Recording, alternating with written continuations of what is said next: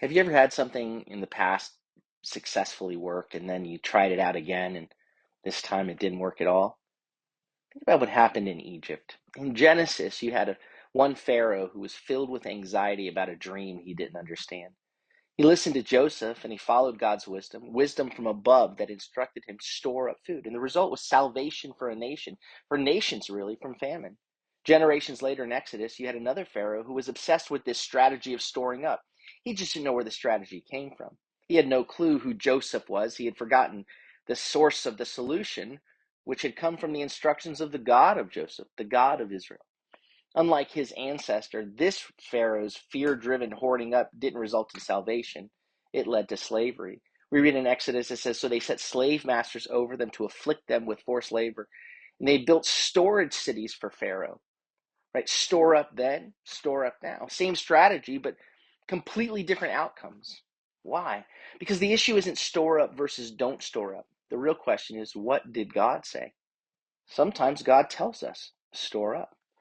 Other times he tells us, take just enough for today. That's what happened in the wilderness when the Lord gave Israel manna. Every morning they'd wake up, gather exactly what they needed, and trust that tomorrow there'd be more.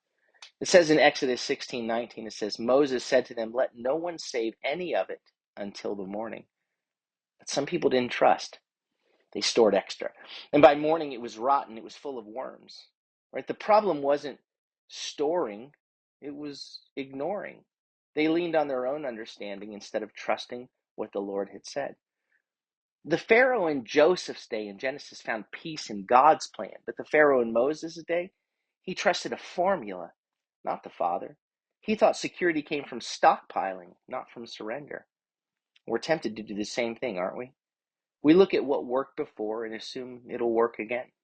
Last time I got out of trouble by saving up, so we cling to every penny.